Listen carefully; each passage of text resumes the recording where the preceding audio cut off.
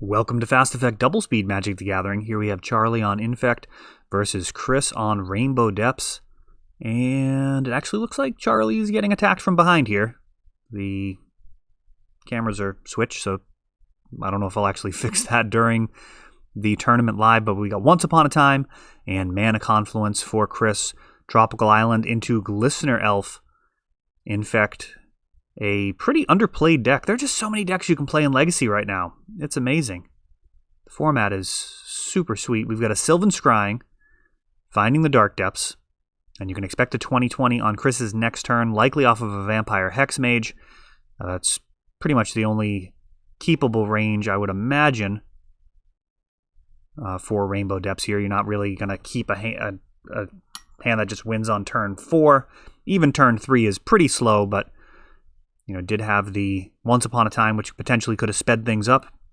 We have a Pendelhaven and scaling up. Huge damage, no Invigorate. But we do have a 20/20 now to stand in the way of this Infect creature. Very interesting.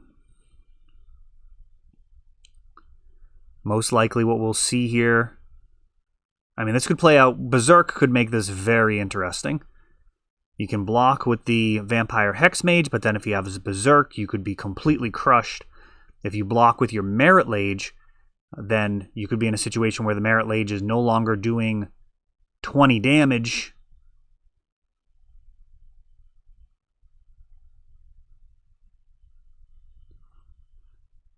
So we will just have to wait and see how this actually plays out.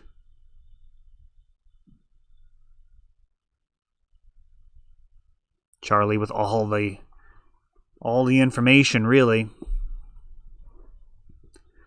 Now we can be relatively certain Charlie's going to be attacking. There's not a whole lot he can do aside from like a crop rotation into an Inkmoth Nexus. He might run Karakas main deck. That would be a blowout. Crop rotation for Karakas would be pretty graphic. And what does Chris do? He's going to go for pumps. And we've got Pendelhaven plus Berserk.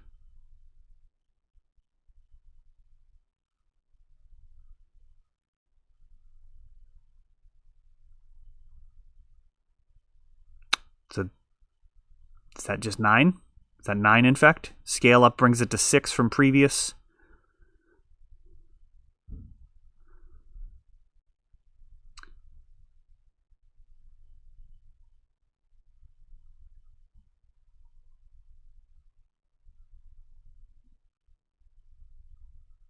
So yeah, Chris does actually need to block and soak up all the damage. Now he's got the 20/20. And an Inkmoth Nexus complicating the situation.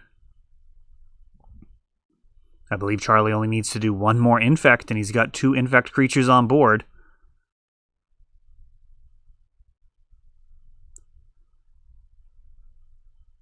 I am liking this matchup. Some real tension. I do wish I could see that graveyard. These spells are going right into the graveyard instead of being placed on the stack, so we're not actually catching them. We can divine from off screen. It looks like some ponders.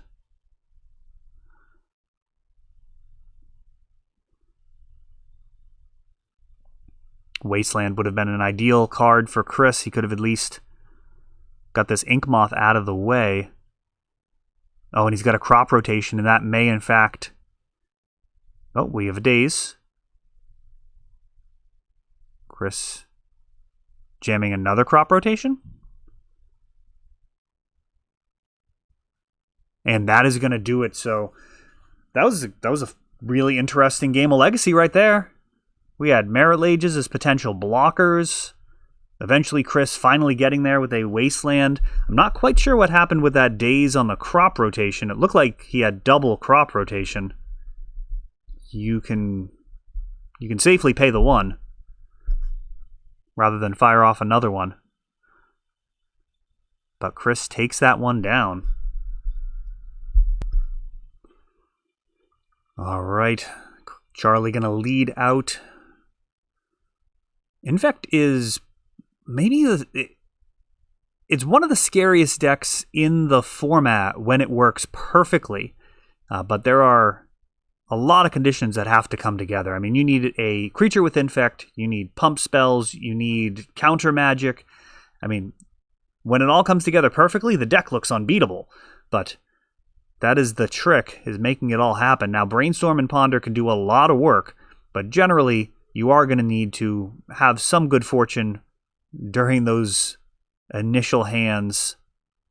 You can't be keeping a purely speculative hand. We've got an Invigorate and another Invigorate. Looks like at least 9 damage coming through here.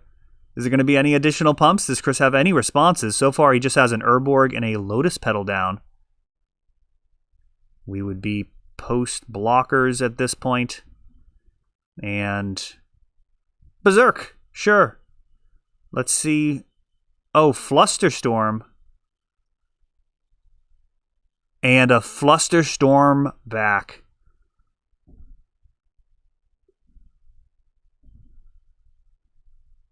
So that is just...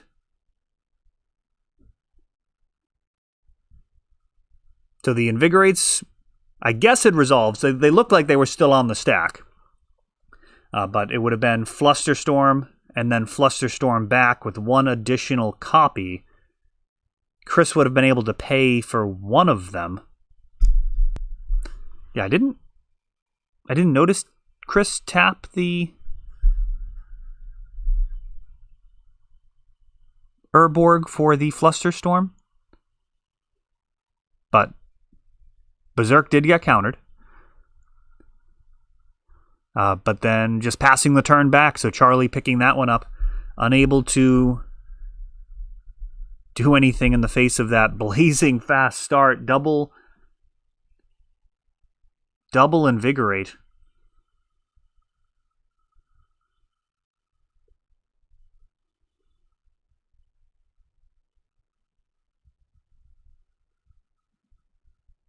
Just thinking through the sequencing, I think that's just how you do it.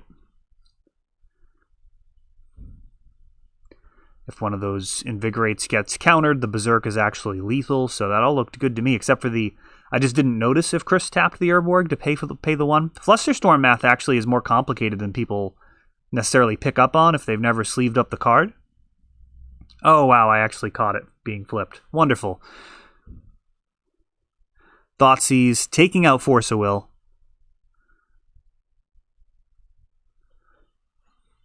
And a Glistener Elf, which is really the main threat here, is the speed at which Infect can deploy their lethal poison counters. But yeah, this is rough. We've got an Inkmoth Nexus that can hold off this Merit Lage for one turn. We see a Invigorate on Charlie's side of the board. Invigorate Berserk is GG. Chris really doesn't have too much of an option. He is going to swing, and now Merit Lage may not be lethal anymore if there's no fetch land involved. That Force of Will was put there via Thoughtseize. We've got Invigorate. Rainbow Depths mana base does allow for all sorts of potential sideboard cards.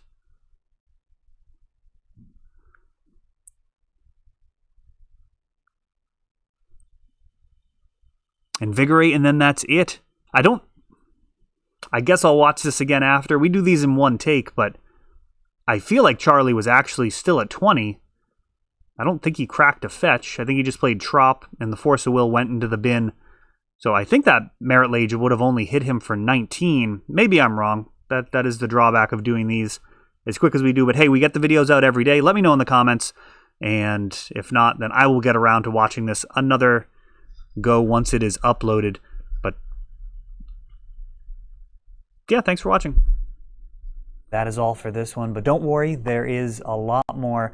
You can check out our older videos, and we're always putting out new videos from ELD's Time Vault games in Bellingham, Massachusetts. If you want to help the channel, of course, you can like, subscribe, share, tap that notification bell so you can know the next time our new videos come out. Thanks for watching.